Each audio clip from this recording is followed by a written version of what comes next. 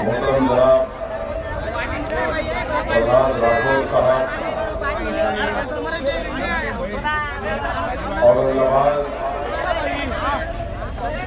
और महाराष्ट्र की सरजमीन पर इत्तेहाद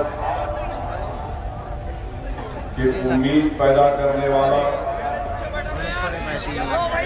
औरंगाबाद और महाराष्ट्र की सरजमीन पर मजलूमीन के बेबाक आवाज औरंगाबाद और महाराष्ट्र से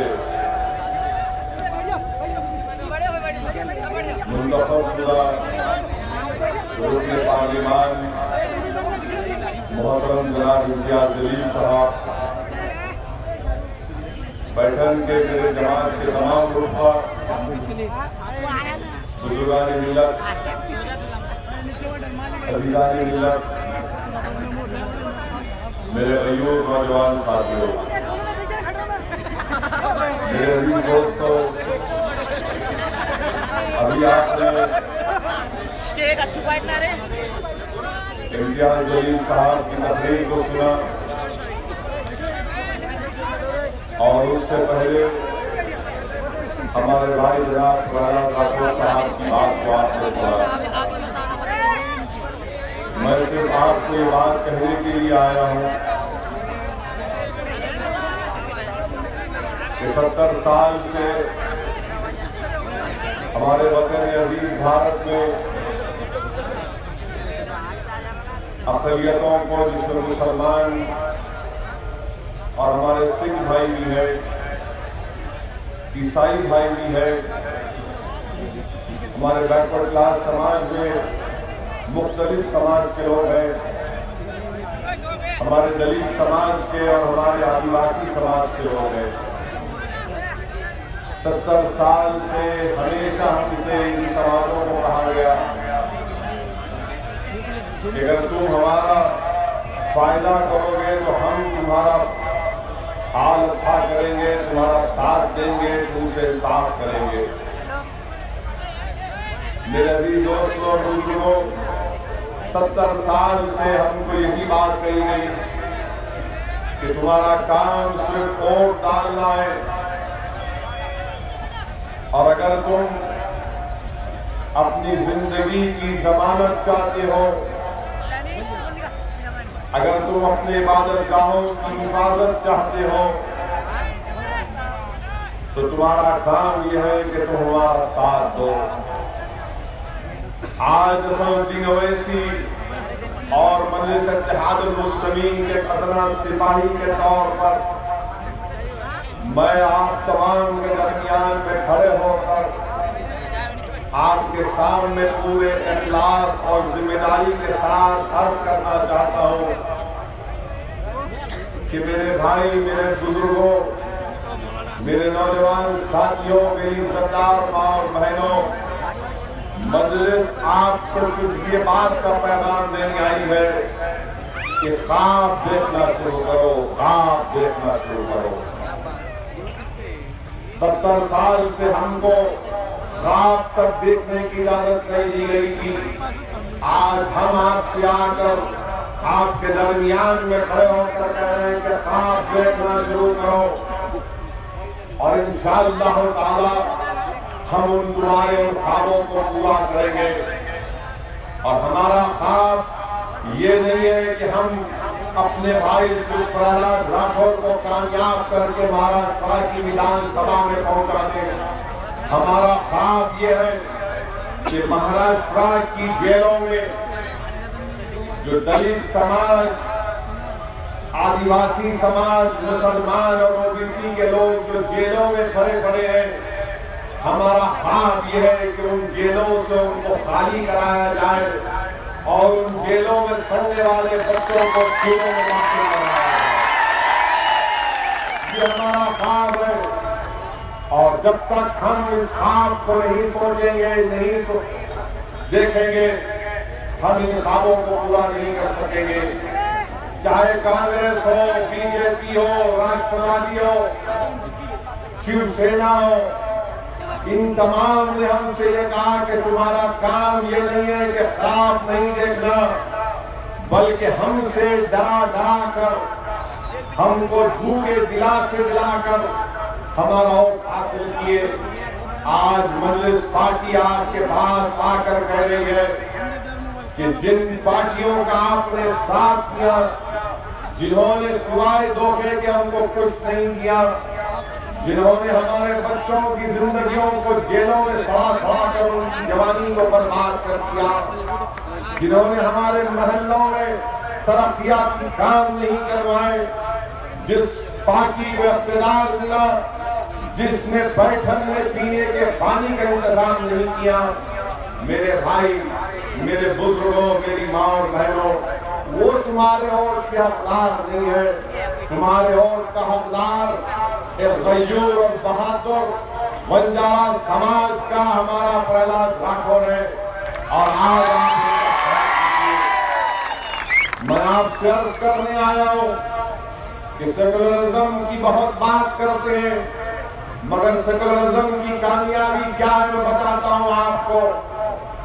महाराष्ट्र हो या पूरा हिंदुस्तान हो, अगर पिछले लोकसभा के चुनाव में 540 के करीब पार्लिमानी इलेक्शन के इंतखाबात हुए, अगर किसी एक सीट की मैं मिसाल दूंगा जो वाकई में सेकुलरिज्म की कामयाबी की मिसाल बन सकती है, तो मैं फख्र के साथ और पूरे इत्मीनान के साथ आपके दरमियान में खड़े होकर कह रहा हूं कि पूरे भारत में अगर एक सीट जिसने सेकुलरिज्म की उम्मीद को जिंदा रखा, अगर एक सीट जिसने सेकुलरिज्म के इस शमा को फिरका परस्ती के तूफानों में जलाए रखा, तो वो सहरा मुबारकबादी के हकदार आप हैं। इम्तियाज जलील की कामयाबी मैं मुबारकबाद देता हूं आपको कि आपने अपनी दुआओं से इम्तियाज जलील को कामयाब किया। दुनिया ये समझ रही थी कि फिरका परस्ती की आंधी में मजलिस का उम्मीदवार कामयाब नहीं होगा। दुनिया ये समझ रही थी कि मोदी की मकबूलियत के आगे इम्तियाज को इम्तियाज नहीं मिलेगा, मगर दुनिया ने देख लिया और मुबारकबाद के हकदार आप भी है। सिर्फ औरंगाबाद की आवाज नहीं है कि हमने बता दिया कि जिसके पास बहादुरी होती है, जिसके दिल में खौफ नहीं होता, जिसका दिमाग साफ होता है, वही लोग बीजेपी, शिवसेना, आरएसएस के खिलाफ उठकर उनसे मुकाबला करके उनको हरा भी सकते हैं। बरसों से लोग ये समझते थे और हमको आकर बोलते भी थे कि आप क्या कर रहे हैं, महाराष्ट्र में आप मजलिस के उम्मीदवार को कामयाब करेंगे। लोग मुझ पर तंज मारते थे और कहते थे कि असदुद्दीन ओवैसी, तुम्हारी शेरवानी हैदराबाद तक अच्छी है, तुम्हारी शेरवानी महाराष्ट्र में नहीं चलेगी। मैं उनसे कहता था कि नहीं, मेरी शेरवानी का सवाल नहीं है, मेरी सोच का सवाल है, मेरी जुस्तजू का सवाल है। मेरे पैगाम का क्या मतलब, क्या माने निकलेगा, वो आवाम इसको तय करेगी। हमने जुस्तजू की, हमने मेहनत की, आपने हमारा साथ दिया, कुर्बानियां दी मजलिस के अरकान ने, और तब जाकर अल्लाह ने औरंगाबाद की पार्लियामेंट की सीट से इम्तियाज जलील को कामयाब और कामरान कर दिया। पार्लियामेंट को गए तो मुझे बीजेपी के बहुत बड़े सीनियर एमपी ने मुझसे मिलकर कहा कि आपको मुबारकबाद देता हूं ओवैसी साहब। मैंने कहा बहुत बहुत शुक्रिया, और उसके बाद मुझसे कहा कि असदुद्दीन ओवैसी, एक बात की बड़ी तकलीफ हुई। मैंने कहा प्यारे, 300 पार्लियामेंट की सीट जीते, उसके बाद भी तुम्हारे पेट में दर्द है, तो बोले हाँ तकलीफ है। मैंने कहा मुझे मालूम तुमको तकलीफ क्या है। बोले क्या है बताओ। बोला ये जो खूबसूरत नौजवान चल कर आ रहा है, इसकी खूबसूरती को देखकर तुम्हारे पेट में दर्द हो रहा है। बिल्कुल सही, इम्तियाज की कामयाबी हमारी रातों की नींद हराम है।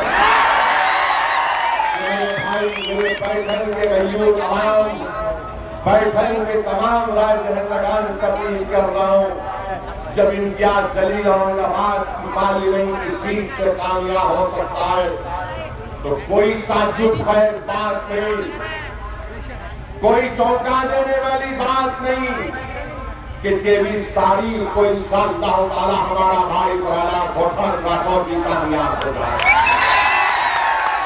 सिर्फ इतना करना है, एतमाद पैदा करो अपने दिलो दिमाग में। नौजवानों, कॉन्फिडेंस पैदा करो। याद रखो, जिस दिन तुम अपने दिलो दिमाग में कॉन्फिडेंस पैदा कर लोगे और तुम ये तय कर लोगे कि कोई माइका लाल आ जाए, मैं राठौर को अगर तुम्हारे दिमाग में बात पैदा होगी कि बीजेपी है, उसके पास मोदी है, उसके पास अमित शाह है, अमित शाह की चालाकी है, अगर तुम्हारा दिमाग तुमसे ये बोलेगा कि शिवसेना के सैनिक है, और अगर तुम्हारा दिमाग तुमसे बोलेगा कि पुरानी बूढ़ी कांग्रेस है, अगर तुम्हारा दिमाग तुमसे राष्ट्रवादी कांग्रेस है, तो मैं पैठन के तमाम लोगों से कह रहा हूं कि अब दिमाग से नहीं, अपने दिल से काम लो। अपने दिमाग को कहो कि तूने 70 साल हमको डरा डरा कर रख दिया, अब दिल से प्रहलाद राठौर को डालेंगे, क्योंकि जब दिल दिमाग पर गालिब हो जाता है तो वो इंसान जिसका दिल दिमाग पर गालिब हो जाता है, उसके सामने कोई खद्दावर शख्सियत की अहमियत नहीं रहेगी। वो किसी को बड़ा नहीं समझता, वो अपने आप को बड़ा समझता। तो बड़ा समझो अपने आप को, तुम कमजोर नहीं हो, तुम ताकतवर हो, तुम हिंदुस्तान में दूसरे दर्जे के शहरी नहीं हो, ना हम तुमको बनने देंगे इंशाअल्लाह ताला। भारत के अव्वल दर्जे के शहरी हो। जितना हक भारत पर मोदी और उद्धव ठाकरे को है, उतना हक इम्तियाज जलील को भी हासिल है। भारत पर कांग्रेस के लीडरों को है, उतना हक हमारे भाई प्रहलाद राठौर को भी है। ये लड़ाई हमारी हक की लड़ाई है, हमारे हुकूक की लड़ाई है, हमारे इंसाफ की लड़ाई है, हमारे वो इज्जत और वक़ार को जिसको इन पार्टियों ने चूर कर दिया, वो इज्जत और वक़ार को हासिल करने की लड़ाई है, ताकि कल जब तुम और मैं इस दुनिया से चले जाएंगे तो ये जो नन्हे मुन्ने बच्चे खड़े हैं वो कल जवान होकर हमसे ये ना कहें कि बताओ तुमने अपनी जवानी को किस तरह लुटा दिया कि तुमने हमको मुकाम नहीं दिलाया। तो इन बच्चों के मुस्तकबिल के रोशन करने के लिए मैं पैठन की आवाम से अपील कर रहा हूँ कि आगे बढ़कर मजलिस के उम्मीदवार जनाब प्रहलाद राठौर साहब को कामयाब करिए। और जो लोग ये समझते हैं कि कैसा जीतेंगे, अरे ये सवाल मत अपने दिल में दिमाग में पैदा हो गए। जंग जब शुरू होती है तो इस बुनियाद पर जंग का आगाज करना चाहिए कि मैं दुश्मन को हराऊंगा, उसको कारखाने से करूंगा, उसको किले पर बैठकर मैं पैठन पर मजलिस का झंडा लहराऊंगा। ये पैगाम मैं आपको देने आया हूँ। अब रहा सवाल बीजेपी का, रहा सवाल हमारे वजीर आजम का। अब हम क्या बोल सकते वजीर आजम के बारे में? हिंदुस्तान के वजीर आजम को अपना इलेक्शन का कैंपेन अमेरिका से शुरू कर दिया।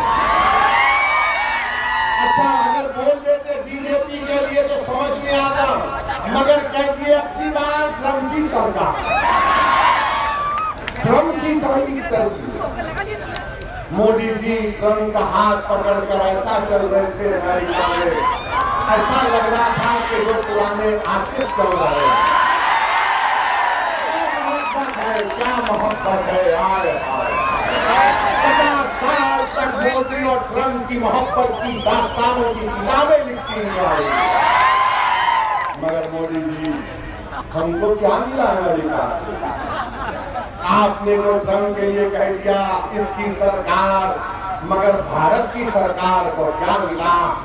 आपको तो बहुत पब्लिसिटी मिल गई, पूरे टीवी के चैनलों ने आपको ऐसा दिखाया जैसा कि आप अमेरिका से खजाना लाने वाले, ऐसा खजाना लाने वाले हैं कि भारत के गरीबों को फायदा होगा, नौजवानों को नौकरियां मिलेंगी, मगर कुछ नहीं मिला, कुछ नहीं मिला। हिंदुस्तान के वजीर आजम अमेरिका को भी गए, ह्यूस्टन को गए, न्यूयॉर्क को गए, और जब वापिस आए तो कुछ नहीं मिला। क्या मिला भारत को ये बताओ? आपकी मकबूलियत में इजाफा, क्या ये भारत का फायदा हो? क्या ये भारत के उन नौजवानों को नौकरी मिलेगी? आज हमारे वतन अजीज में महाराष्ट्र में किसान खुदकुशी कर रहा है, नौजवान नौकरी के लिए तड़प रहा है, तो हिंदुस्तान के वजीर आजम बोल रहे हैं कि सब भूल जाओ, मुझे देखो मैं अच्छे दिन लाऊंगा। मेरे भाई अच्छे दिन नहीं आए हैं, बुरे दिन शुरू हो चुके हैं, और इसलिए बहुत जरूरी है कि आप अपनी पार्टी को कामयाब करिए। अब रहा सवाल ये कांग्रेस का, क्या बोलना है इनके बारे में, क्या बोल सकते हैं इनके बारे में? अगर कोई कश्ती समंदर में चलती है और समंदर में कश्ती जब डूबना शुरू होती है तो कश्ती का जो कप्तान होता है वो पहले पूरे लोगों को डालता कि तुम अपनी जान बचाओ, जाओ यहां से। मगर कांग्रेस की कश्ती जब समंदर में डूब रही थी तो सबसे पहले इनका ही कप्तान डूब के भाग गया। अब आप बताइए, जो अपनी कश्ती को तूफान के भंवर से नहीं निकाल सका, वो महाराष्ट्र में बीजेपी शिवसेना का क्या मुकाबला करेगा? बल्कि महाराष्ट्र में अगर कोई आज और कल और मुस्तकबिल में कोई सही मानों में, हकीकी मानों में अपोजिशन का रोल अदा कोई कर रही है और करेगी, तो इंशाअल्लाह ताला हमारी पार्टी होगी। क्योंकि मुझे एक और जलसे में जाना है औरंगाबाद में, मैं आपसे वादा कर रहा हूँ कि हमारे भाई प्रहलाद राठौर की कामयाबी के बाद मैं फिर से आऊंगा और आपके दरमियान में तब्दीली होने की